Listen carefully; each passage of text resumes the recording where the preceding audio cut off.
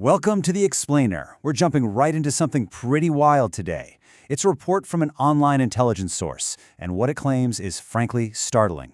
We're talking about an alleged secret plan to totally reshape Syria and Iraq.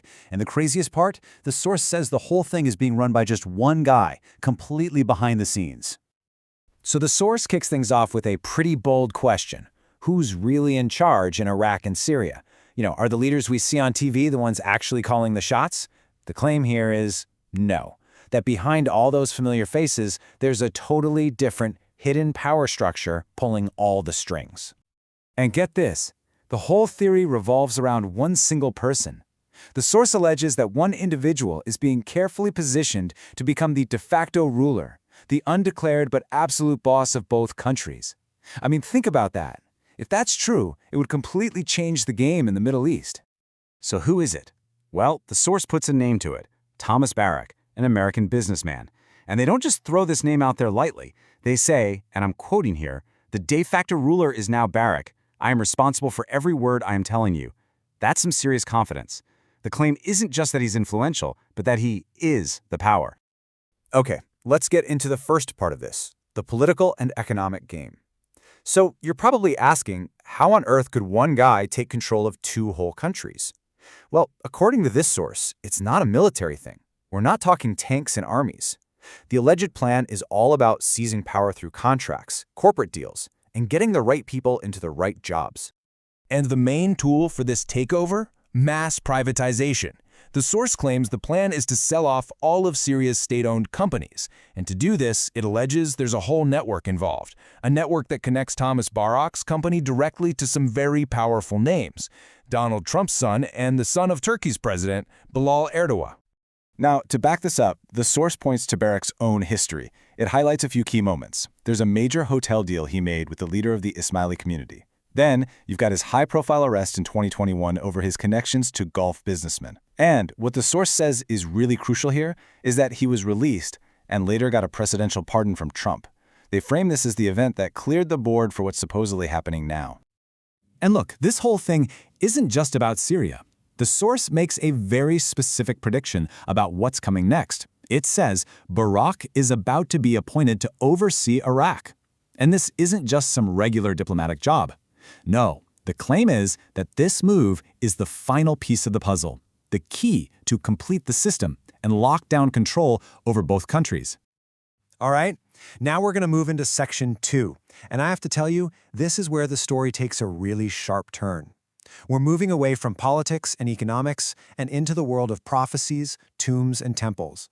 Because according to this source, these big geopolitical plays aren't just about money and power. They're supposedly tied to something way older and, frankly, a lot more mysterious. Right at the center of this mystery is the number 12. The source brings up 12 ancient coffins or tombs that are apparently located in the Horn region of Syria. And these aren't just some dusty old artifacts in a museum. The claim is that they are absolutely central to this whole plan. And this leads to maybe the most cryptic claim of all. The source says, they are now working to activate the 12 tombs. What does activate even mean? The source doesn't exactly spell it out, but it definitely implies some kind of ritual, something that connects these ancient sites directly to the political endgame we're talking about today. Then things get even more controversial. The source takes aim at a world-famous landmark, the Al-Aqsa Mosque. It claims that the image we all recognize, with the golden dome of the rock, that's not the real Al-Aqsa. It then alleges that parts of the true site were actually demolished, specifically to get an artifact from what it calls Solomon's Temple. So how does this tie back to what's happening on the ground? Well, the source claims that right after the Syrian regime fell, some really significant and symbolic religious events happened in Damascus, events that the world's media supposedly missed entirely. And it gets very specific. The source points to the Jabar district in Damascus. It claims that a chief rabbi, Yusuf Hamra, came to the city, reopened 3 ancient temples, and even exhumed and illuminated the tomb of a Chabad rabbi. The source calls all of this a resettlement in the heart of Sham, which is the historic name for the region. Okay, on to our third and final section, the alleged grand plan. So where is all this heading? What's the point of all this political, economic, and, well, mystical maneuvering? The source ties it all together into what it describes as a destructive final act. You've probably heard that famous phrase, from the Euphrates to the Nile. The source argues we've all been thinking about it wrong.